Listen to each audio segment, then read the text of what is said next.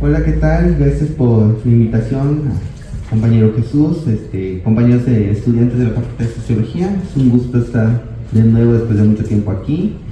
Pues bueno, vamos a darle a este tema que yo creo que, a juzgar por la cara de muchos, es la primera vez que escuchan de él.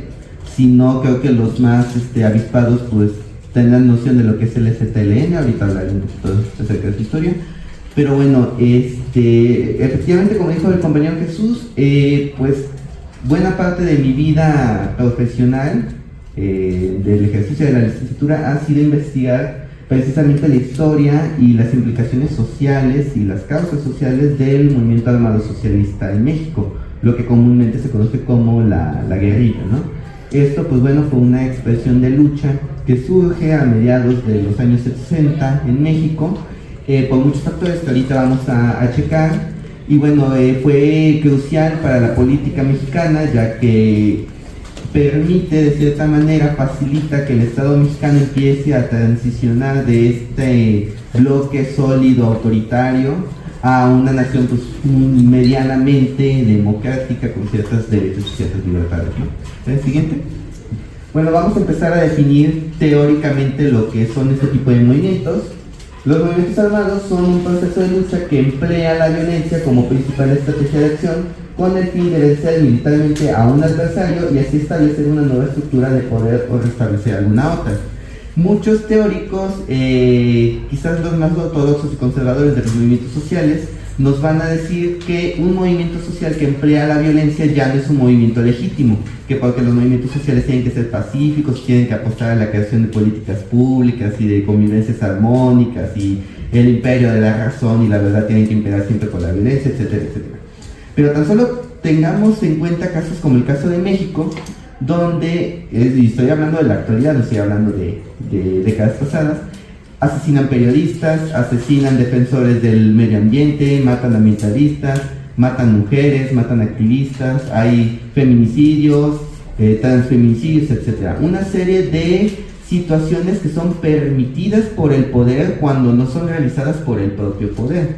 Es decir, los movimientos sociales no son violentos por naturaleza, sino que simplemente llega un punto en el que el Estado, en este caso la otra parte que es el poder increpado, al no poder sostenerse por la razón y por la ley que ellos dicen representar, usan la violencia para reprimir a esos movimientos sociales.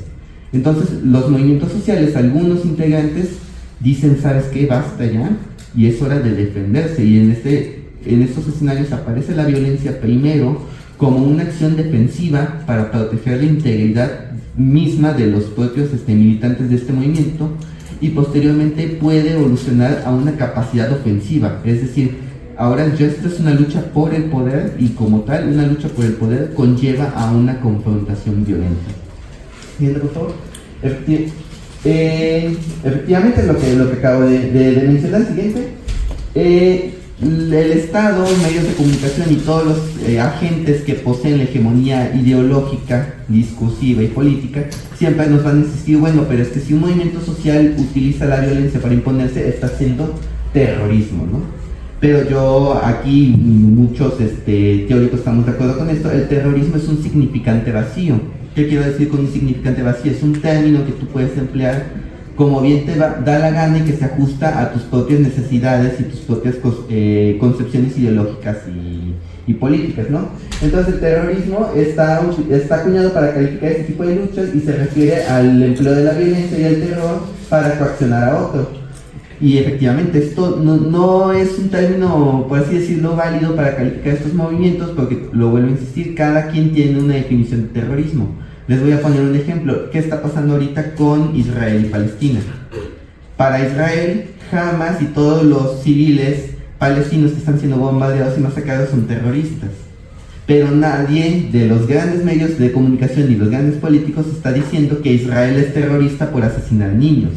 Entonces aquí, ¿quién queda en juego? ¿Quién realmente es el verdadero terrorista, ¿no? O no estamos viendo un conflicto, estamos viendo el conflicto desde una escala moral y no desde una escala política e ideológica. Y la realidad es que pues Israel, siendo una potencia militar, está utilizando su poderío para asesinar civiles. Entonces realmente quien está ejerciendo una acción criminal es el Estado israelí, a lo cual surge una serie de multiplicidad de acciones armadas en respuesta.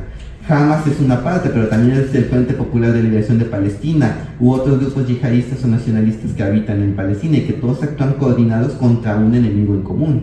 Pero realmente, ¿de dónde están haciendo esta violencia? No por el gusto de ir a atacar a Israel porque no tengo nada que hacer, simplemente porque estamos viviendo una situación de colonialismo, de racismo, de xenofobia, de despojo de tierras y de propiedades en contra de un Estado que se afirma en una base teocrática que son dueños de esa tierra, ¿no?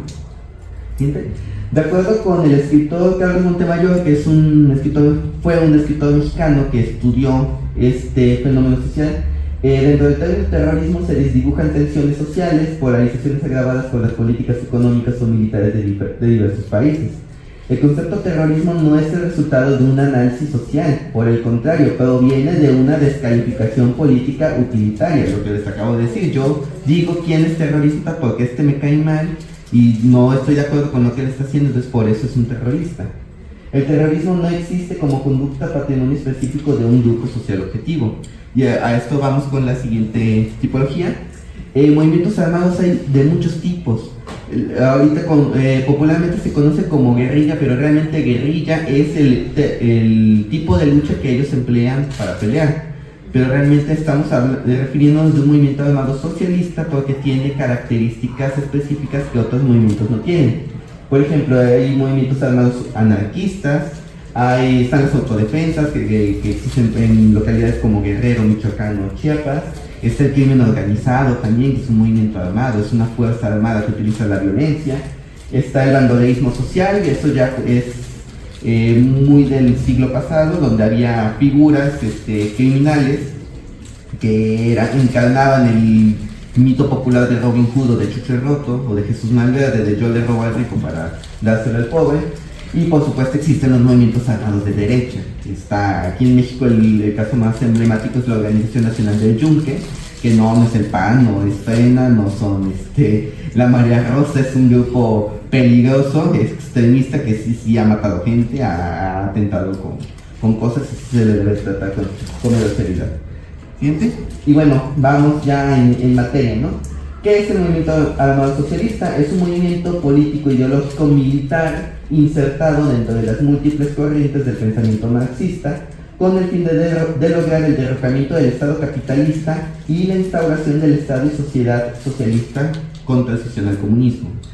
Dentro de este tipo de movimientos ustedes van a encontrar muchísimas corrientes, porque el marxismo así es, ¿no? Están los marxistas más ortodoxos, están los guevaristas, están los maoístas, trotskistas, leninistas, y en el caso de México es una tradición muchísimo más heterodoxa, porque realmente como que cada grupo tomó los elementos teóricos y políticos y lo amalgamó dentro de su propia praxis, ¿no? Entonces el movimiento armado socialista en México tiene en primer lugar su antecedente en la rebelión jaramillista en 1943. Rubén Jaramillo fue un exteniente del ejército zapatista, del Ejército Libertador del Sur. Él, terminada la guerra de revolución, se retira, pero se da cuenta que las reformas agrarias y todo el poder que estaba ejerciendo el Partido Nacional Revolucionario está volviendo a recaer en los caciques. Entonces las condiciones que habían propiciado la Revolución Mexicana estaban volviendo a ocurrir. En ese sentido, pues Jaramillo toma las armas y se levanta en favor de los campesinos, pero pues desgraciadamente él pierde la vida en 1972, perdón, por causa del gobierno de Adolfo López Mateos, quien manda asesinarlo a él y a toda su familia. Y bueno, el movimiento armado socialista mexicano surge por dos factores. El primero es el autoritarismo del Estado mexicano, que era en ese momento con el gobierno del PRI, uno como joven, uno como individuo crítico de la sociedad, del gobierno y de todo lo que nosotros queramos, no teníamos derecho a expresar esa discrepancia en público, ¿no? Entonces, si tú querías participar en política, a fuerzas tenía que ser con el partido oficial. Si tú querías militar en un sindicato, tenía que ser con el sindicato oficial. Si tú querías hacer todo, hasta respirar y moverte, lo que quiera, todo con el Estado oficial, ¿no? Y sabemos que el autoritarismo solo es cerrado, solo abre puertas a quienes se alinean completamente con él, ¿no? Entonces derechos, libertades cívicas, sociales eran sistemáticamente negadas porque decían que eso atentaba contra la estabilidad del país, ¿no? Entonces no, y cuando tú protestabas, la única respuesta que podías tener del Estado era que mandaran a los soldados, a la policía, a golpearte o a detenerte. Punto. Y otro factor muy importante es la falta de representatividad de los principales partidos de izquierda, los cuales obligan a sectores populares y estudiantiles del campo y la ciudad a constituir organizaciones político-militares. ¿A qué me refiero con esto? Que también la izquierda propició de cierta manera que surgieran estos grupos, no porque ellos los financiaran, sino porque dentro de sus planes de acción planteaban estrategias que tal vez se sirvieron a finales de la década de los 10 o principios de la década de los 20, pero los tiempos cambian, las necesidades se transforman, entonces los jóvenes necesitaban respuestas muchísimo más contundentes y radicales a los problemas que había en el país, y los partidos simplemente se quedaron atrás, no supieron ellos como organismos políticos canalizar y darle forma a esas demandas, ¿no? O sea, a ver cómo le vamos a hacer políticamente para resolver el problema de la tierra, ¿no? O para que los estudiantes tengan más plazas para ingresar a la universidad, o que las universidades tengan mayor presupuesto, ¿no? O cómo hacer para simplemente protestar a la calle y que no nos desaparezca la policía. Entonces las organizaciones de izquierda se quedaron muy atrás, se quedaron, yo diría, detrás del sueño parlamentarista de llegar al Congreso y a ver si en el Congreso hacemos algo, cosa que no pasó.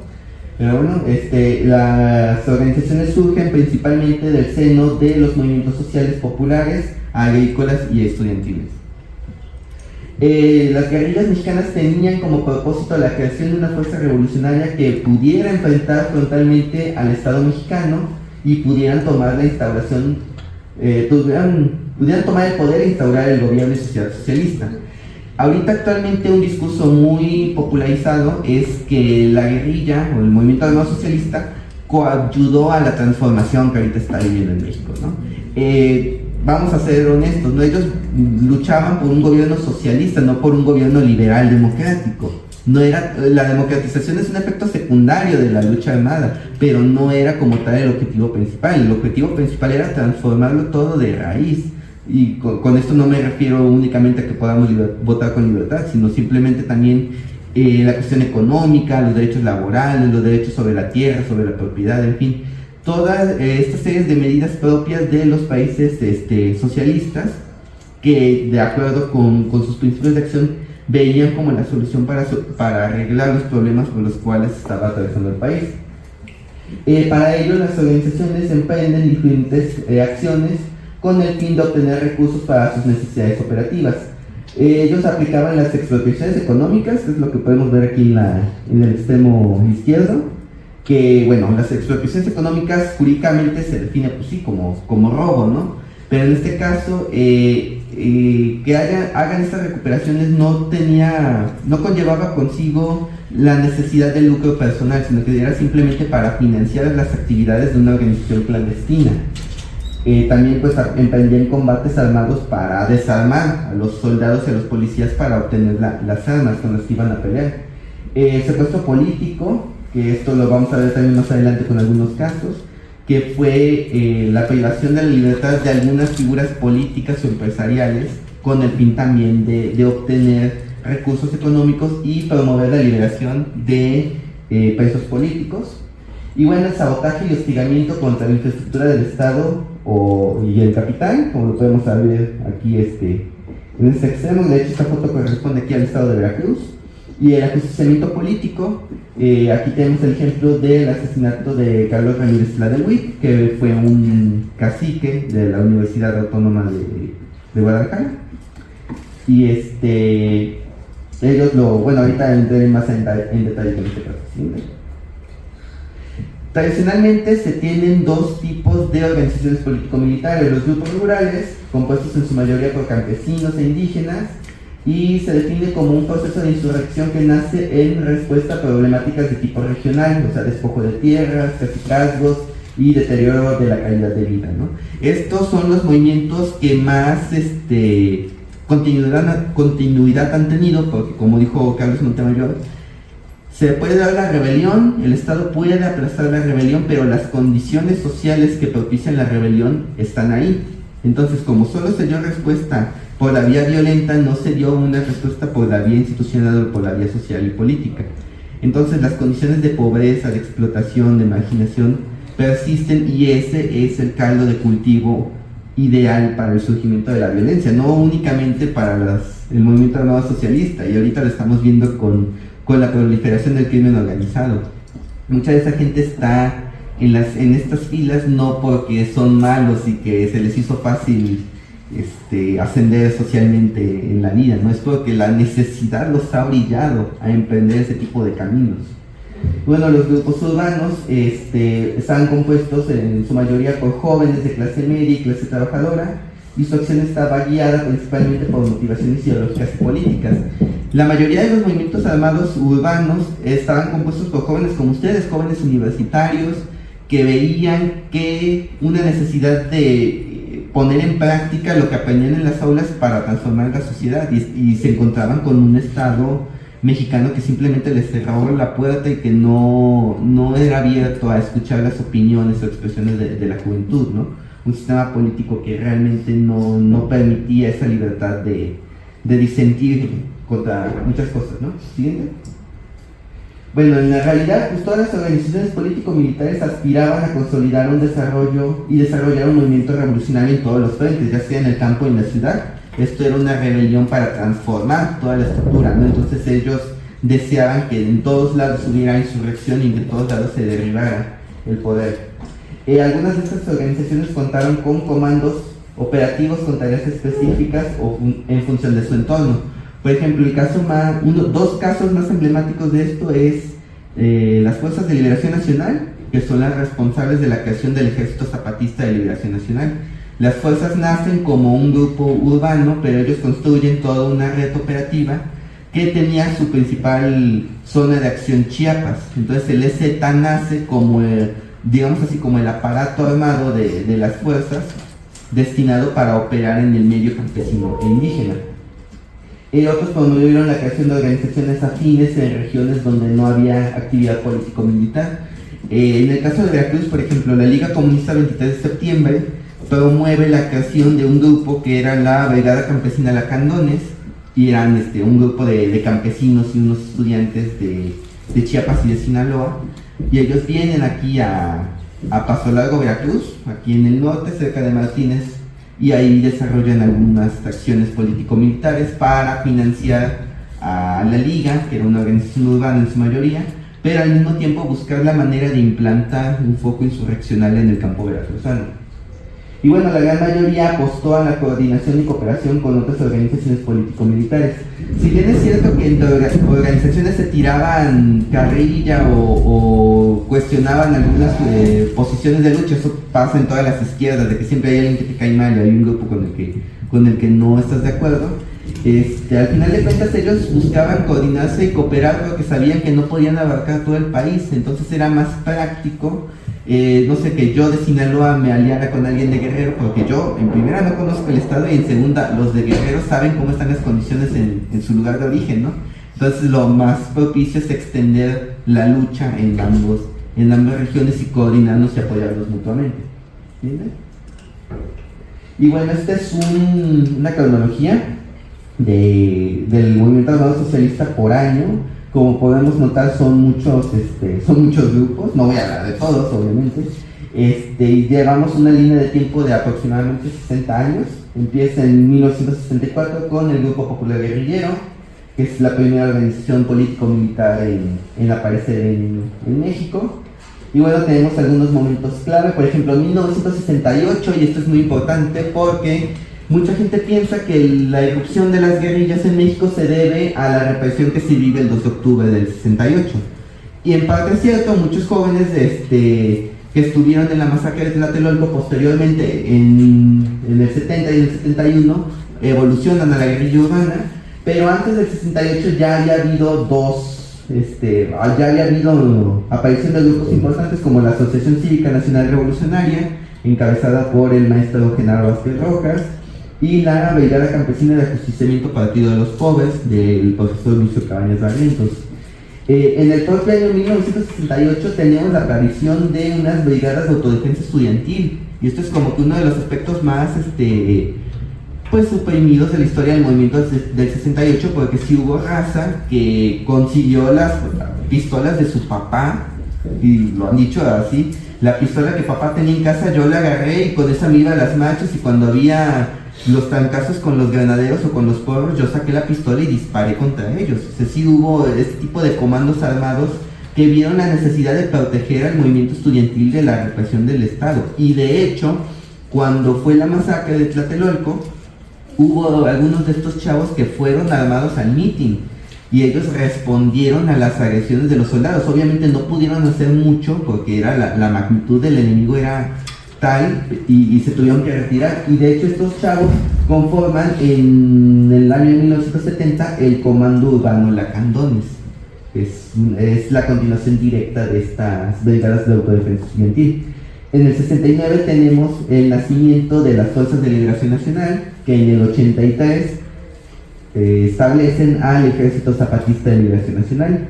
Del 69 al 72 tenemos a una serie de grupos armados urbanos que en el 73 consolidan la Liga Comunista 23 de septiembre, y esta es una de las organizaciones más importantes que ha habido a nivel nacional, porque fue la más grande, fue la más reprimida, la más golpeada, y fue la que realizó pues, algunas de las acciones más relevantes en la historia de este tipo de movimientos. Y bueno, finalmente tenemos en el 65 a la Unión del Pueblo, que en el 79 se convierte en el Partido Revolucionario Obrero Clandestino, y en el 96 nace como Partido Democrático Popular Revolucionario Ejército Popular Revolucionario, que es una organización que sigue activa hasta la fecha, siendo la Unión del Pueblo, con la disolución de las FARC, una de las organizaciones político-militares más antiguas de América Latina.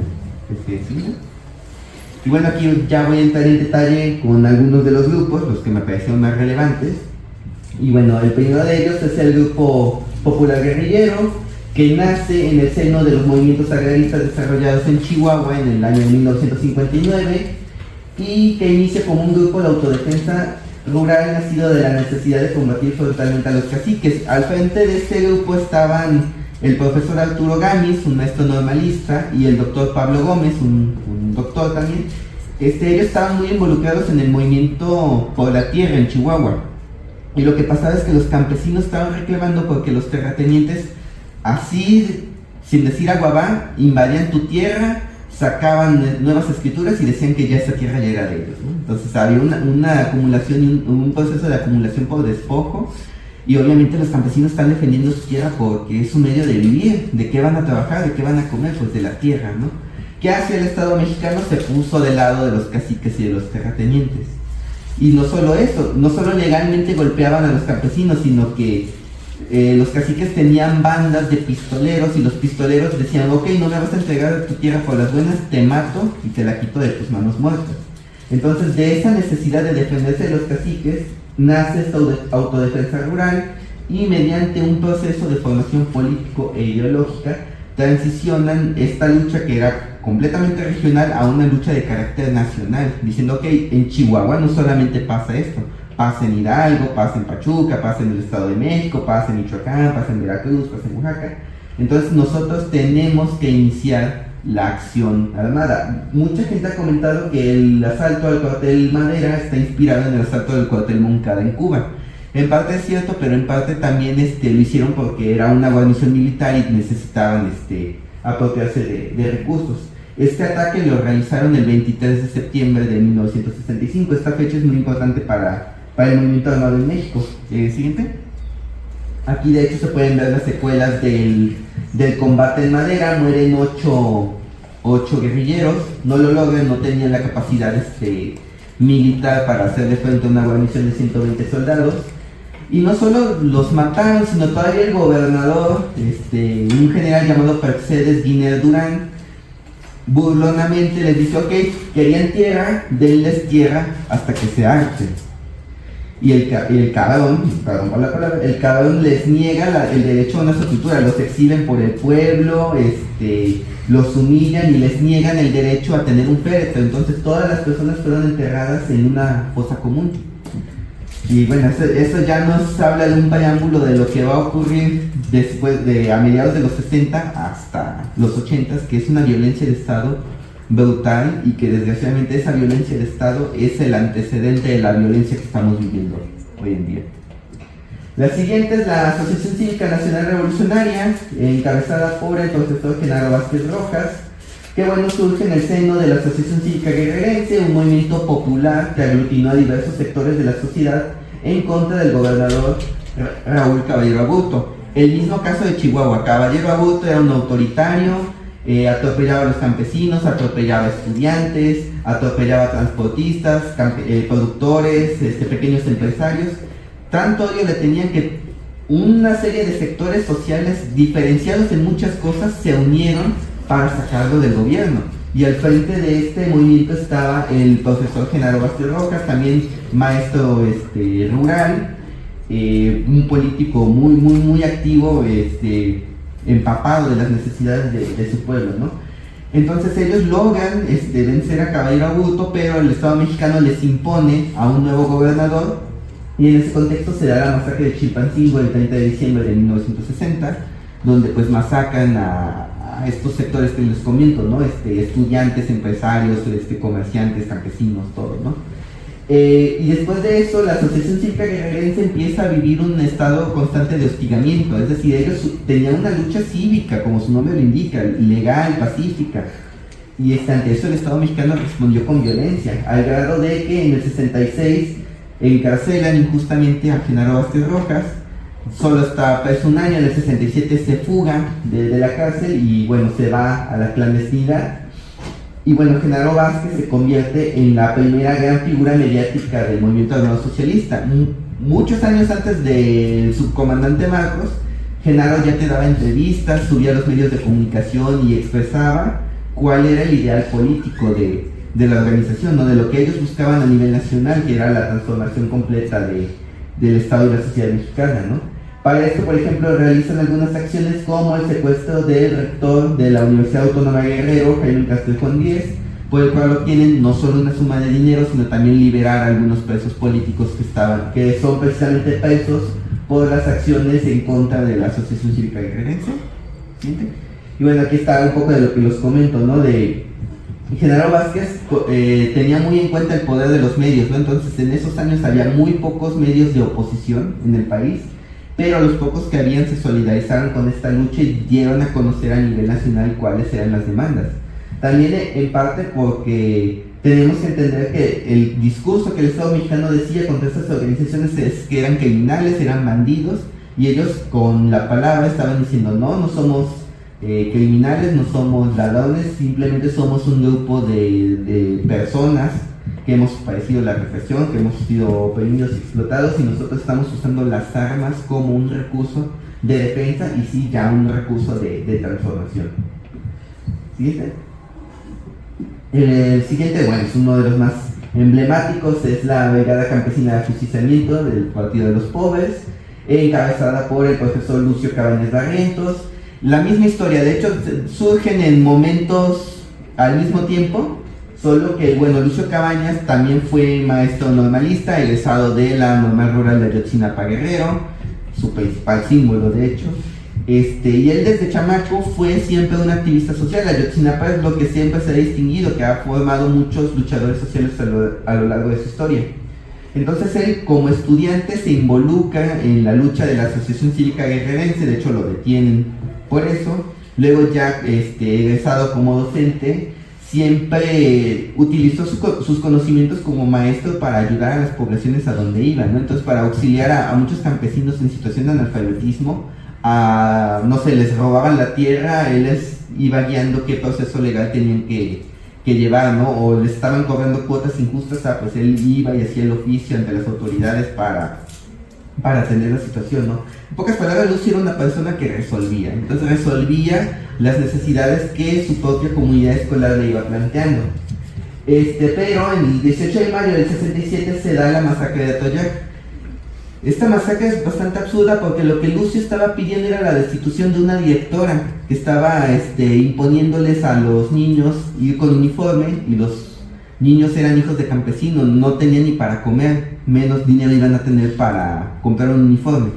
¿Qué hace la policía? Manda un escuadrón y dispara contra padres de familia y contra niños, ¿no? Entonces Lucio dice, ¿sabes qué? Hasta aquí, yo me voy a la sierra y vuelvo a iniciar este proceso armado, ¿no? Entonces, como les comenté, esas habilidades que tenía Lucio como maestro le permite interactuar con las masas campesinas que no saben leer ni escribir. Entonces, ¿cómo les hablas de socialismo? ¿Cómo les hablas de revolución? Les hablas de la lucha de ricos contra pobres. Les hablas de que los partidos políticos que dominan son los partidos de los ricos, y entonces el partido que tiene que representar a los pobres y oprimidos es el partido de los pobres. No es de que haya una romantización de la pobreza o una sustitución de términos, era simplemente nivelar el discurso político a las condiciones que imperaban en la región, ¿no? Esta es una de las organizaciones más activas porque se atreve a realizar emboscadas al ejército mexicano. Aquí podemos ver una portada de la revista ¿Por qué?, que anuncia una emboscada de la brigada campesina en contra de 300 soldados. Y realiza algunos secuestros políticos contra caciques y empresarios locales, que eran las figuras identificadas como los opresores a nivel regional, y contra el senador y gobernador electo por el estado de Guerrero, Rubén Figueroa. Siguiente imagen. Y aquí de hecho podemos ver algunas notas periodísticas y una foto de Rubén Figueroa, justamente con quienes lo tenían vigilado en el campamento. Rubén Figueroa era un político de la vieja guardia del PRI, corrupto, misógino, machista, asesino, todo lo malo que se pueden imaginar era este señor Rubén Figueroa. Cuando lo rescatan, Figueroa toma venganza. Entonces, una de las cosas que hacía era, a la gente que era del partido de los pobres les daba dos opciones: o te vienes conmigo, te compro con dinero, con lo que tú quieras, o te mato. Muchos acabaron muertos, acabaron desaparecidos, acabó abusando de mujeres, abusó incluso de la propia novia de Lucio Cabañas, abusó sexualmente de ella. Es responsable de represión, de desaparición forzada y una serie de situaciones. Y si podemos hablar de un gran responsable del por qué el estado de Guerrero es un estado tan violento y tan podrido por el crimen organizado, es por culpa de este señor. Entonces, muchos han dicho que el gran fracaso de Lucio fue no ajusticiar a este tipo cuando tuvo la oportunidad, ¿no? Siguiente. Este está bien interesante porque nos involucra aquí a Jalapa. Es el Movimiento de Acción Revolucionaria. Es una organización que fue fundada por un grupo de estudiantes mexicanos de la Universidad de la Amistad de los Pueblos Patricio Lumumba de la Unión Soviética. La Unión Soviética tenía estos programas de estudio para jóvenes del tercer mundo. Entonces, si tú no tenías dinero, eras querías estudiar una carrera y en otro lado, tú podías ir a la Unión Soviética y te daban una capacitación técnica universitaria y chida, ¿no? O sea, era una educación de mucha calidad. Entonces muchos estudiantes de todas las partes del mundo fueron a la Patricio Lumumba a estudiar, ¿no? Entre ellos un grupo de estudiantes mexicanos que estaban viendo que la situación en México estaba de lo peor, ¿no?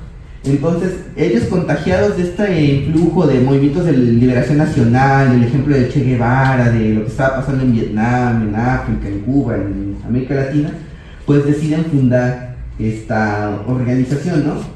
Ellos tocan puertas con las embajadas, con los gobiernos socialistas, pero les niegan el entrenamiento militar, argumentando que, tienen excelentes relaciones diplomáticas con México y México no podían arriesgarlo por entrenar un grupo guerrillero, ¿no? Y esto es cierto. Por ejemplo, Cuba no apoyó para nada a la lucha armada socialista en México, muy a pesar de que gente de la derecha dice que esto fue una conspiración comunista de la Unión Soviética, y que Cuba y que la fregada, que de hecho ese era el discurso de Díaz Ordaz con el movimiento estudiantil. Cuando ya nos vamos a lo histórico, a los archivos y a todo lo que existe en el acervo diplomático, pues te das cuenta que no. El único país que decidió apoyar este grupo de jóvenes mexicanos fue Corea del Norte. Corea del Norte no tenía compromisos diplomáticos con nadie más que con los países del bloque socialista. Entonces dijo, pues vamos, los apoyamos, pero su participación únicamente se limitó a la capacitación militar. ¿Por qué? Porque los coreanos decían, bueno, es que ellos son mexicanos y nosotros como coreanos no podemos decirle a los mexicanos cómo hacer su revolución. Eso ya les corresponde a ellos. Y bueno, la organización es detectada el 16 de febrero de 1971 en la ciudad de Jalapa, Veracruz. Aquí está, esta es parte de lo que yo investigué para mi proyecto de titulación. ¿Qué pasó? Que el MAR estableció en esta casita una escuela de cuadros. Estos compañeros eran gente que acababa de ingresar a la organización, se estaban capacitando política e ideológicamente para asumir el compromiso de la lucha revolucionaria. Y bueno, llega uno de los responsables a esta casa, todavía existe, son unos baños termales que se conoce como el Museo Marino. Llegan con el dueño en esta época rentaba departamentos y les decía, ok, necesito una casa, te pago 10 meses por adelantado y le suelta el bonche de dinero, ¿no? Entonces el dueño se queda, caray, te me está dando mucho dinero, y dice que es una persona que viene aquí a Jalapa a trabajar. Va, se la renta. El detalle es que el chavo que hace la renta jamás regresa y llega este grupo de chavos, ¿no? Se queda con cara de, a ver, pues tú me estabas diciendo que eras un solo individuo y llegan más de 5 a habitar en un cuartito, a ver qué está pasando, ¿no? El casero empieza a sospechar y un día que los compañeros salen a hacer unas prácticas de campo aquí a los alrededores de Jalapa, como tenía copia con el de la llave del departamento, se mete y encuentra una pistola, encuentra libros marxistas, encuentran planos para demoler una torre de luz, y entonces el casero se espanta y piensa, bueno, estos son criminales. Le habla a la policía y la policía lo que hace es tender una ratonera. ¿Qué es una ratonera? Es que ingresan al departamento, detienen a todos, los torturan y los mantienen ahí retenidos en el departamento.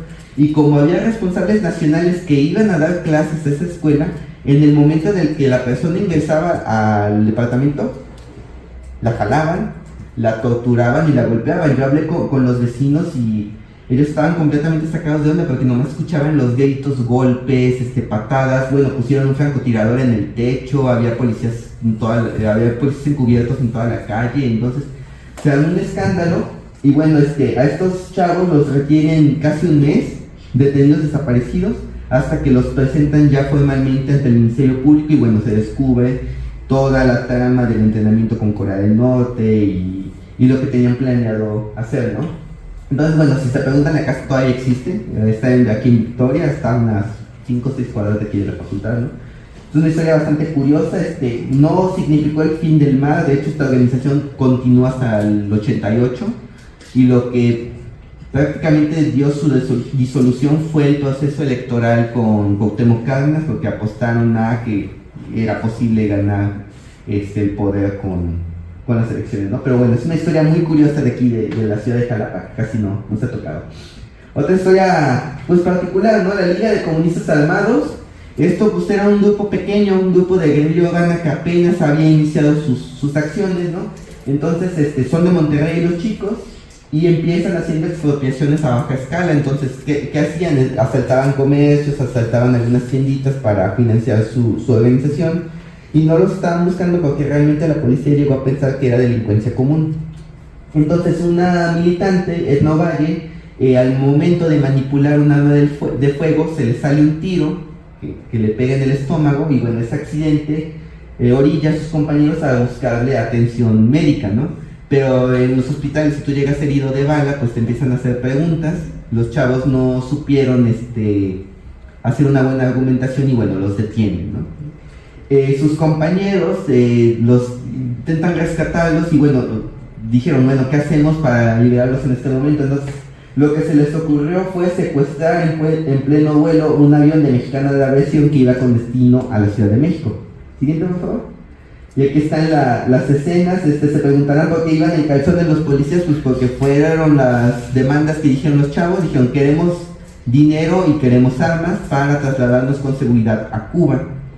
¿Por qué accedió el Estado mexicano? Porque sin planearlo, en el avión iban la hija del gobernador del Estado de Nuevo León, iban empresarios, iban creo que hasta familiares de Ricardo Salinas Pliego. Bueno, había gente muy muy pesada en este avión y no quisieron comprometer la seguridad de las personas, entonces accedieron.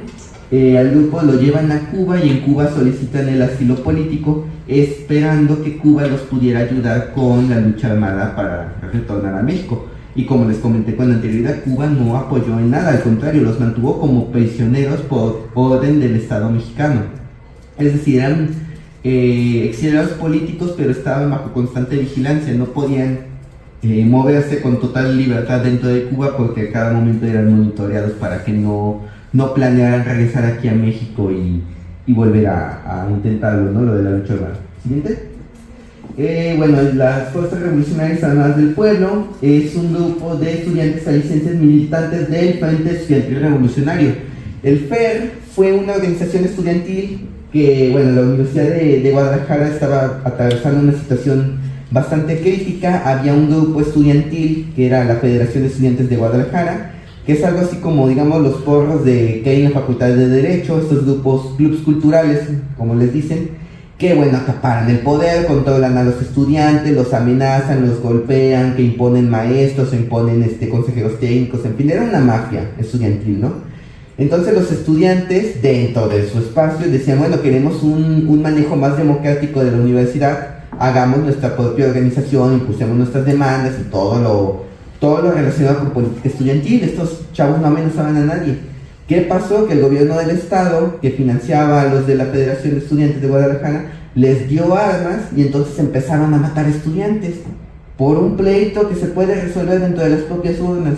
Entonces el FER dice, ok, si ellos tienen armas, nosotros también vamos a conseguir armas, y empezó una lucha muy muy violenta dentro de la universidad. Esta operación pues trajo la atención de varias organizaciones político-militares que ya existían al interior del país. Una es lo que sería después la Liga Comunista 23 de septiembre y la Unión del Pueblo. Pero hay un grupo de chavos que no se convencen de lo que querían estas organizaciones, entonces fundan su propio grupo, que es las Fuerzas Revolucionarias Armadas del Pueblo. Y bueno, su primera acción es el secuestro del cónsul de los Estados Unidos, Terrence John Leonardi, por el cual pues liberan a un nutrido de militantes político-militares y los trasladan otra vez a Cuba. Desconociendo lo que había pasado con la Liga de Comunistas Armados, ellos también confiaron que en Cuba los iban a ayudar, y pues resultó que no. Otra de sus acciones fue la ejecución de Carlos Ramírez Ladewick, que era el cacique de esta organización que le estoy diciendo, de la PEC. ¿Por qué lo matan? Porque en palabras de uno de sus militantes decía, es que había gente que le metía especial saña a la violencia, como que disfrutaban reprimir a la gente. Y Ramírez Ladewick pues fue una de las personas que le metía mucho empeño a la represión, entonces por eso se da el ajusticiamiento, ¿no? Otra de las acciones es el secuestro de este señor, José Guadalupe Zuno, que era nada más y nada menos que el suegro del presidente de la República, Luis Echeverría Álvarez, ¿no? Entonces, lo secuestran, pero la presión sobre el grupo fue tal que al final lo tuvieron que liberar. El Estado mexicano no aceptó las demandas, y bueno, la represión contra militantes de esta organización que estaban presos fue bastante cruda, se fueron contra los familiares, y bueno, eso hace que se libere a esta persona. Siguiente. Una de las más importantes, la Liga Comunista 23 de septiembre, nace como producto de la coordinación de 10 organizaciones político-militares alrededor del país. De estos grupos chiquitos, como la Liga de Comunistas Armados, pensaron que era más apropiado organizarse en una sola organización a nivel nacional. Y bueno, esta es la organización más grande y activa de los 70. Desarrolló expropiaciones económicas, enfrentamientos con el Estado y bueno, secuestros políticos, ¿no? Uno de dos intentos de secuestro más relevantes de ellos son el de Eugenio Garza Sada, un poderosísimo empresario de la ciudad de Monterrey. Es un secuestro fallido porque los escoltas repelen la agresión y bueno, en el enfrentamiento matan al empresario, y bueno, esto da un giro de tuerca a la represión en México, porque antes de 1973 a los guerrilleros pues los detenían, los golpeaban y los presentaban al Ministerio Público. Después de la muerte de Garza Sada, la iniciativa privada le dice a Echeverría, ¿sabes qué? Mátalos a todos. Y efectivamente esa fue la política. Empiezan a multiplicarse las desapariciones forzadas y sobre todo las ejecuciones. Entonces se crea todo un aparato contrainsurgente donde la persona era detenida, torturada y desaparecían, ¿no? Hay prácticas como los vuelos de la muerte, esto, bueno, con Lucio Cabañas se dio principalmente, que era de que de un centro clandestino te llevaban a una base militar en Acapulco que se llama Pie de la Cuesta, te ejecutaban, te subían a un avión y te tiraban al mar. Eso pasó, eso de hecho se acaba de revelar una lista de potenciales víctimas y bueno, es un trabajo que ya en otro momento lo hablaremos con más profundidad porque sí es bastante fuerte. Siguiente. Bueno, aquí está el trato que les daba precisamente el Estado mexicano a la Liga, ¿no? A pesar de ser un grupo de activistas, pues los consideraban el enemigo público número uno. Estamos hablando como si en esta época estuviéramos hablando del Cártel Jalisco Nueva Generación, o de los Chapos, o de los Mayos, ¿no? Era ya un discurso antiterrorista bastante fuerte. Muchos de esos compañeros están muertos o desaparecidos. Solo me parece que 2 o 3 de este listado lograron sobrevivir a toda esta etapa. En medio podemos ver un ejemplar del periódico Madera, que es bueno el órgano de difusión de la Liga Comunista 20 de septiembre, porque aparte de hacer esta fase de combatir al Estado, lo que ellos querían principalmente era formar a los obreros, formar a los trabajadores, entonces que los trabajadores tuvieran un conocimiento político e ideológico de su realidad. Entonces para esto te elaboraban este periódico y se iban a las fábricas, a las escuelas y lo repartían, porque buscaban que los trabajadores fueran conscientes de la situación en la que vivían y organizados para ejercer la lucha armada, ¿no? Y esta precisamente es la actividad más peligrosa que hacía la Liga, porque cuando iban a hacer estas repartizas, como ellos las llamaban, llegaba la nube de agentes policíacos y te desaparecían únicamente por llevar un periódico. Incluso a alguien de aquí una vez me comentó, ¿no? que le tocó vivir esa época que cuando le daban el Madera lo tenía que hacer bolita y tirarlo, no porque no lo quisiera leer, es porque si te agarraban afuera de la escuela con eso, no era una garantía que la policía te regresara a tu casa. O sea, de ese nivel de represión estamos hablando, de ese nivel de censura de las ideas estamos hablando. Y bueno, volviendo a lo de las acciones espectaculares, está la fuga de Oblatos en Jalisco, donde 6 militantes de la Liga pues se fugan de un penal de máxima seguridad en Jalisco, que ni el Chapo lo realizó. El Chapo lo hizo con un túnel, ellos directamente lo hicieron a tiros, saliéndose del penal, ¿no? Entonces, estas acciones lo que buscaban era reforzar los cuadros combatientes de la Liga, porque la represión política estaba muy, muy densa. Entonces ellos mismos que estaban presos sentían esa necesidad de salir e integrarse a la lucha, aunque sabían que iban a morir, ellos siempre fueron conscientes de ello, ¿no? Entonces esto nos habla del nivel de compromiso que ellos tenían con la causa por la que lucharon, ¿no? Bueno, está la Unión del Pueblo, el PROCUP y el Ejército Popular Revolucionario, como lo comenté al principio de esta plática. Esta organización se funda en 1964 y ha tenido un desarrollo organizativo que le ha permitido sobrevivir hasta nuestros días como el Ejército Popular Revolucionario. Ellos comienzan como una organización de cuadros que reclutaban a candidatos dentro del seno de los principales movimientos populares. Esta organización no le daba tanta prioridad a las acciones militares como la Liga, sino que ellos se metían a los movimientos sociales y veían quiénes eran como los compañeros más combativos, los más comprometidos, responsables, o sea, los que mostraban habilidades de liderazgo y todo eso. Entonces los reclutaban, los instruían política y militarmente y los formaban como cuadros operativos de la organización, ¿no? En aras de construir un proyecto de largo alcance, dieron asesoramiento político y militar a otras organizaciones de la época. Tal vez tuvieran sus diferencias con algunas, pero siempre en el ánimo de construir la revolución, decían, bueno, no estamos de acuerdo contigo, pero te podemos apoyar, ¿no? Si tú necesitas algo, te podemos dar ese apoyo, ¿no?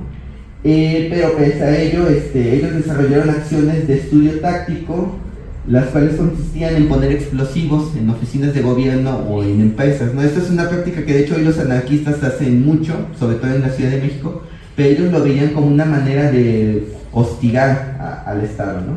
Siguiente. En el 79, ellos evolucionan al Partido Revolucionario Obrero Clandestino Unión del Pueblo, y en esta etapa ya no es tan militar, sino que simplemente priorizan el trabajo político de masas y la coordinación con otros grupos político-militares. En este proceso ellos contactan a los sobrevivientes del Partido de los Pobres después de que muere Lucio Cabañas en combate y bueno, se integran a su seno y por muchos años fue conocido como Partido de los Pobres, ¿no? Una de las cosas que hacen es secuestrar a este señor, que es Arnaldo Martínez Verdugo, que hoy en día es una de las grandes figuras de la 4T. ¿Por qué secuestran a este señor? Porque cuando Lucio Cabañas secuestra a Rubén Figueroa, como lo vimos anteriormente, la familia paga un rescate y de ese dinero una mitad se lo quedó el ejército mexicano porque detuvieron a la persona que estaba transportando el dinero y la otra mitad se lo queda el Partido Comunista Mexicano. ¿Por qué? Pues porque podía y quería. Entonces con ese dinero que hacen se construyen un edificio que actualmente era la sede del extinto PRD, compran cosas para el partido, se gastan el dinero y los del Procup dicen, oye, pues regresanos el dinerito, ¿no? No, es que ya no lo tenemos, pues te secuestramos a tu dirigente nacional y te obligamos a pagar ese dinero, ¿no? Y esto pues trajo una confrontación entre la izquierda armada con la izquierda electoral. Y al Procup lo tachan como una organización extremista, intolerante y una serie de adjetivos cuando pues, en realidad la izquierda electoral pues tampoco fue tan santa, ¿no? Se agandallaron un dinero que no les correspondía y bueno, ahí estuvieron las consecuencias de ese acto y bueno, esto siguiente se teje sobre la organización una leyenda negra y bueno, eso motiva que en los 90 la organización ya había crecido mucho en Guerrero, en Oaxaca y en Chiapas, pero con la insurrección zapatista del 94 ellos inician un proceso de reestructuración. Ya diríamos nosotros, ya estaban muy quemados como PROCUP, entonces cambian el nombre a Partido Democrático Popular Revolucionario, Ejército Popular Revolucionario, ¿no?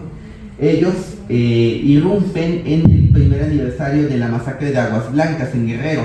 En el 95, bueno, un grupo de campesinos de la organización campesina de la Sierra del Sur iban a Chilpancingo, si no me recuerdo, y policías estatales los masacran, sin decir agua va, disparan contra el cañón, mataron un montón de gente, y bueno, fue una de las causas que hacen que el Comité del Estado de Guerrero diga, bueno, vamos a retornar a las armas. En su momento ellos accionaron militarmente contra la policía. Y un año después, bueno, ellos salen públicamente como Ejército Popular Revolucionario. No vuelven a accionar militarmente hasta el 2007, cuando aquí en el centro de Veracruz, en la Antigua, todo el corredor de Pemex de la Antigua y la zona del centro, el EPR detona unas bombas en los ductos de Pemex. ¿Con qué objetivo? Porque en el estado de Oaxaca detienen a 2 militantes de la organización, a Edmundo Reyes Amaya y a Gabriel Alberto Cruz Sánchez, 2 militantes del EPR que hasta la fecha siguen desaparecidos, cosa que en teoría ya no debería de pasar porque se supone que con la transición democrática de Fox ya no iba a haber desaparecidos por motivos políticos. Y bueno, esto fue en el periodo de Felipe Calderón, ahorita ahondaré más de lo que pasó. Y bueno, el EPR pues es una de las organizaciones más activas, ya no militarmente, ellos apuestan más a lo político, pero sí han dejado en claro que son una organización clandestina, son una organización armada, que ahorita no da prioridad a las acciones militares, pero que está ahí latente, ¿no? De que en cualquier momento, cuando las condiciones se presten, ellos van a volver a accionar militarmente. Por lo mientras ellos tienen su órgano de difusión, comparten análisis, se ve que hacen trabajo político, pero la cuestión se mantiene en ese plano, ¿no? ¿Entiendes? Y bueno, ya para finalizar, creo que es la organización más conocida por muchos, las Fuerzas de Liberación Nacional, el Ejército Zapatista de Liberación Nacional. Ellos nacen el 6 de agosto de 1969 en la ciudad de Monterrey, Nuevo León. Es la segunda, después de la Unión del Pueblo, es la segunda organización más longeva que existe en el país. Todos los cuadros que conforman esta organización son profesionistas, ya son gente adulta, gente con oficios, con carrera, prestigio, todo, ¿no? Que se deciden involucrar en la lucha revolucionaria. A diferencia de otras organizaciones, la CFLN priorizan el trabajo político por encima del militar. ¿Qué me refiero a esto? Que ellos nunca se enfrentaron contra el ejército, nunca secuestraron a nadie, nunca hicieron una expropiación, nada. Ellos le daban más valor al sujeto, ¿no? Entonces tenían que acumular fuerzas y que esos elementos fueran militantes completos en todo aspecto, que fueran tuvieran un gran nivel de conciencia política, que supieran algún oficio y que ese oficio lo pudieran ejercer en beneficio de la revolución. El financiamiento, estos eran con cuotas, ¿no? Había simpatizantes que destinaban un porcentaje de su salario a mantener la organización, y los que estaban de tiempo completo aprendían algún oficio, montaban algo y en base a ese oficio mantenían a la organización, ¿no? Entonces, a principios de los 70 fundan en Chiapas el núcleo guerrillero Emiliano Zapata. Eligen Chiapas obviamente por sus condiciones históricas de marginación y por lo remoto de la zona, ¿no? Técnicamente este núcleo guerrillero es el embrión del EZLN. En 1971 los detectan por un operativo policíaco que confunde una casa de seguridad de ellos con un refugio de narcotraficantes, pero logran escapar. Pero el 14 de febrero de 1974 cae la Casa Grande en el estado de México, en la localidad de Nepantla, masacran a los militantes que estaban ahí y descubren el ejército los documentos de la existencia del núcleo guerrillero Emiliano Zapata. Entonces el ejército mexicano entra a Chiapas y mata y desaparece a la mayoría de los militantes que había en este lugar. Aquí están algunas de las notas. Esto corresponde a 1971, que es cuando los detectan por primera vez. La casita que está en medio es la Casa Grande, y los compañeros que podemos ver abajo son los militantes que caen muertos en Nepantla.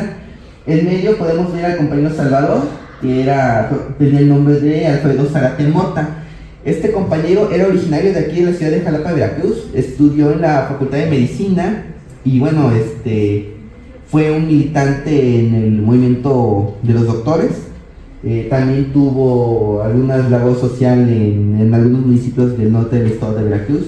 Y como dato curioso, es hermano del ingeniero Enrique Zárate, que es el responsable del diseño de muchos de los edificios de esta unidad de humanidades, ¿no? Entonces, de cierta manera, la historia de la humanidad está vinculada a la de uno de los fundadores del Ejército Zapatista de Liberación Nacional. Y bueno, el dibujo de acá es un mural del EZ en conmemoración de los militantes del núcleo guerrillero Emiliano Zapata, que fueron en su mayoría ejecutados o desaparecidos por el Estado mexicano. Siguiente. Para el 78 las FLN ya se habían repuesto, y entonces ellos empiezan a retornar al estado de Chiapas porque le veían potencial a este lugar como zona de operaciones, ¿no? En el 78 empiezan a trabajar con las comunidades indígenas. Ellos entran con los oficios, entonces había maestros, había médicos, había mecánicos, había gente pues capacitada, ¿no? Que tenía un servicio que ofrecerles a las comunidades indígenas, ¿no?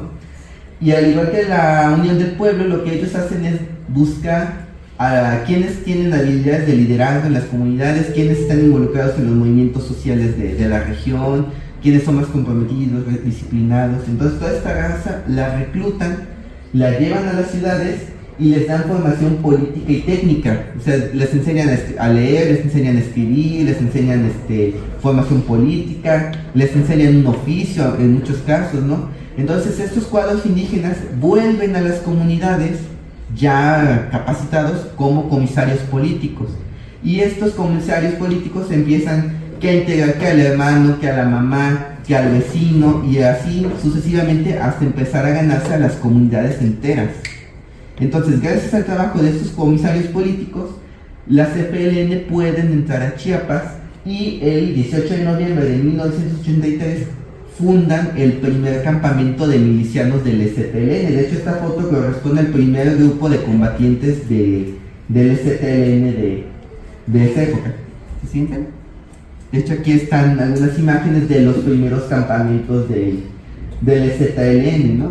Usualmente ahorita la narrativa de los zapatistas, o bueno, de la banda que simpatiza mucho con el zapatismo, es que era un grupito de citadinos que se fueron a perder a la selva y mágicamente consiguieron el encanto de las comunidades y que los adoptaron. No, había un trabajo de base de la ciudad y del campo y de la selva, ¿no? Y ese trabajo tiene que ser reconocido porque era gente que destinó su vida, sus carreras, sus recursos, todo para construir un proyecto revolucionario, ¿no? Y aquí las comunidades indígenas también tuvieron este deseo y este anhelo de transformar su situación. Vieron a la organización armada como la manera de poder subir, de mejorar sus condiciones de vida, al ser conscientes de las condiciones de opresión y de miseria que estaban viviendo en Chiapas, ¿no? Una entidad que recordemos, los niños morían por enfermedades curables, donde no había alimento, había desnutrición, no había caminos, electricidad, muchos de los lujos que tenemos en la ciudad de Chiapas no existían, ¿no?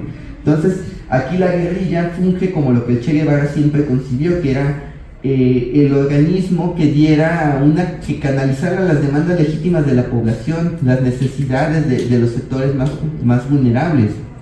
¿Entiendes? Y bueno, el 23 de enero del 93 se celebra el primer congreso del Partido Fuerzas de Liberación Nacional. Llegó un punto en el que la organización creció tanto que bueno, las fuerzas pasan a constituirse como un partido político clandestino con un brazo armado que era el Ejército Zapatista de Liberación Nacional, con la labor de ejercer militarmente en las zonas rurales y campesinas de México, ¿no? En ese congreso se vota por unanimidad la declaratoria de guerra. ¿Qué pasó? Que las comunidades ya se sentían listas para iniciar las acciones militares contra el gobierno mexicano. En un principio la Dirección Nacional trató como que de disuadirlos diciendo que no estaban dadas las condiciones para una insurrección a nivel nacional. Las FLN proyectaban crear campamentos guerrilleros en todas las partes del país, no solamente en Chiapas. De hecho lo intentaron aquí en la Sierra de Songolica, en Veracruz, ¿no? Ahorita vamos a ver que ese proyecto no se logró, pero bueno, ellos tenían planeado una insurrección de largo alcance, ¿no? Pero quizás por temor o quizás por no perder el trabajo que ellos habían hecho en Chiapas, aceptaron, ¿no? la unanimidad de la guerra, y se le da al subcomandante Marcos, que lo podemos ver aquí sin capucha, si tenían la duda de cómo era Marcos en la vida real, le dan el plazo de 1 año para preparar la insurrección. En ese plazo, el 14 de mayo, el ejército mexicano descubre el campamento de las Calabazas. Por accidente estaban haciendo una misión de reconocimiento, descubren el campamento y bueno, se libra el primer combate entre el ejército zapatista con el ejército mexicano. Al frente de ese campamento había un señor llamado Salvador Morales Garibay, que se conocía como el subcomandante Daniel. El partido pide que se le sancione porque abandonó el lugar, lo dejó sin seguridad y luego no respondió a los llamados de auxilio, en fin, cometió muchas negligencias y pide que se le saque del lugar y bueno, se le proceda de acuerdo a su justicia interna. Marcos lo protege porque era muy amigo suyo y lo que hace el subcomandante Daniel es que desaparece y se fuga a los Estados Unidos, y eso traería una consecuencia muy funesta después, ¿no? El 1 de enero, pues se da lo que muchos conocemos, ¿no? El levantamiento zapatista. El STLN toma 7 cabeceras municipales en Chiapas, pero la guerra dura nada más 10 días. Las hostilidades cesan porque la sociedad mexicana e internacional exigen el cese al fuego, y en ese momento acababa de entrar en vigor el Tratado de Libre Comercio, era año electoral.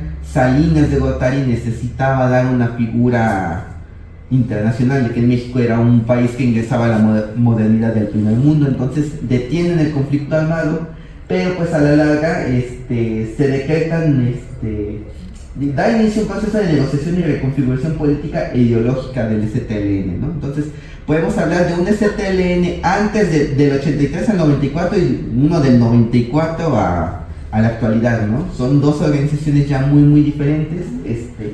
Esto en base al siguiente evento, ¿no? En el 95 Cedillo gira órdenes de aprehensión contra la dirigencia del Partido Fuerzas de Liberación Nacional. ¿Por qué? Porque esta persona que les comenté, el subcomandante Daniel, lo detienen en Estados Unidos y ante el FBI delata a toda la organización. Entonces les da nombres, les da planes de acción, les da zonas de operación, toda la información relativa al STLN se las entrega al gobierno estadounidense, y el gobierno estadounidense actúa, le pide al gobierno mexicano que actúe. Siguiente. Y aquí están algunas de las consecuencias. Les comenté que el STLN había tratado de poner un campamento guerrillero en Songolica, y efectivamente en la localidad de Yanga, que está cercana a Córdoba, se descubre una armería clandestina del Partido Fuerzas de Liberación Nacional. En este lugar fabricaban armas y municiones y se llevaban a Chiapas. y aparte eran como que los centros de capacitación para el núcleo armado que planeaban poner en Zongolica, ¿no? Entonces, esta operación supone un golpe muy duro para el Partido Fuerzas de Liberación Nacional, al grado que ellos por seguridad se tienen que replegar, o sea, tienen si ellos eran clandestinos tenían que ser todavía más clandestinos para que no los detuvieran, porque de cierta manera sabía que si había represión, ellos tenían que dar continuidad al proyecto político, alguien tenía que sobrevivir, ¿no? Esto provoca que pues, se desencaje el partido del EZ, ¿no? Entonces muchos, cuando yo les hablo de que existe un partido, Fuerzas de Liberación Nacional, no lo asocian con el EZLN. ¿Qué pasa? Que Marcos empieza a obtener esta figura de dirigente del Ejército Zapatista de Liberación Nacional. Se crea este Comité Clandestino Revolucionario Indígena, que no era un aparato de gobierno del EZ, esto lo crea Marcos con gente afín a él, y prácticamente lo que hace es un golpe de estado dentro del EZ, se apropia del EZ y cambia todos los fines y objetivos de la organización, hasta lo que conocemos actualmente. No estoy diciendo que esté mal, yo sé que es otro motivo de lucha, pero hoy por hoy al EZLN ya no lo podríamos considerar como una organización guerrillera o una organización del movimiento armado socialista. Ya esa es una crítica muy muy aparte, ¿no? Pero esto se debe al desplazamiento que hace del Partido Fuerzas de Liberación Nacional. ¿Siguiente? Y bueno, ya para concluir, ¿cuál es la actualidad de este movimiento, no? Bueno, del 99 al 2008 hubo una intensa actividad político-militar en Guerrero, Estado de México y Ciudad de México, protagonizada por dos grupos, el Ejército Revolucionario del Pueblo Insurgente y Tendencia Democrática Revolucionaria. ¿Qué pasa? Que llegan los 2000, finales de los 2000, y el crimen organizado empieza a adquirir mayor presencia y mayor fuerza en Guerrero. Entonces, ¿quiénes eran los principales afectados? Las comunidades rurales, las comunidades campesinas. Entonces, ¿cómo responden los grupos armados? Combatiendo frontalmente a las bandas del crimen organizado. Pero ¿qué descubren? Que en el proceso del crimen organizado y el Estado y el gobierno están de la mano. Entonces, el ejército mexicano empieza a utilizar al crimen organizado como bandas paramilitares para atacar a los movimientos armados. La persona que podemos ver aquí al frente es el comandante Ramiro, es el último gran comandante del Ejército Revolucionario del Pueblo Insurgente. Si mal no recuerdo, se llamaba Omar Guerrero Solís. Él fue asesinado por una banda de narcotraficantes locales, encabezados por un capo llamado, que le dicen el Cuche Blanco, que por cierto también sale involucrado en lo de la Noche de Iguala, nomás como dato, ¿no? Bueno, esta persona encabezó una lucha frontal contra las bandas del crimen organizado, ¿no? Y él cae precisamente por eso, en una operación conjunta entre el crimen organizado y el Estado mexicano, ¿no? Entonces esto debilita a estas organizaciones al grado de que desaparecieron y nosotros como estudiosos no sabemos si ellos pasaron a la clandestinidad o si simplemente ya fueron eliminados, ¿no? Pero este periodo de lucha de 2006 a 2008 coincide con la presidencia de Felipe Calderón y coincide con los primeros años de la guerra a la delincuencia organizada. Entonces, queda por investigar si muchos de estos muertos de esta primera etapa de la guerra de Calderón no eran narcotraficantes, sino que eran guerrilleros. Entonces eso explicaría por qué estas organizaciones de la noche a la mañana desaparecieron y que no haya como tal una reivindicación porque eran grupos muy locales o muy pequeños o porque prácticamente los exterminaron a todos. Ahí está el caso también de Edmundo y de Gabriel, que eran del EPR, y eso los desaparecieron, ¿no? Y hasta la fecha el Estado mexicano no puede explicar qué pasó con dos personas, ¿no? En una época donde hay desaparecidos con democracia, ¿no? Bueno, el EPR mantiene su actividad política constante, ellos están en su actividad propagandística, que eso pues no se da señales de vida de que la organización sigue existiendo. Como comenté anteriormente, el Partido Fuerzas de Liberación Nacional hizo pública su ruptura con el EZLN, son por discrepancias políticas y personales que tienen las comandancias de ambas organizaciones, se decide poner fin a ese ciclo. Entonces el Partido Fuerzas de Liberación Nacional permanece como organización político-militar socialista en la clandestinidad, pero el EZLN pues ya evolucionó a una organización, a una suerte de organización no gubernamental comunitaria, y bueno, ese es el proceso que lleva. Y ya para finalizar, en 2014, la última organización que hizo como una aparición pública fueron las milicias populares Basta Ya, que reivindican un ataque con explosivos en el Estado de México en represalia por la desaparición de los 43 normalistas de Ayotzinapa. Y ha habido gente que teorizó que en su momento que tal vez la desaparición de los 43 iba a reactivar el proceso de la guerrilla en el Estado de Guerrero, pero pues como lo hemos visto, muy probablemente las bases sociales o los núcleos armados de estas organizaciones fueron duramente golpeadas por el propio crimen organizado que impera en la entidad. Entonces, nomás como dato, uno de los desaparecidos de Ayotzinapa era de la inteligencia militar, era un soldado.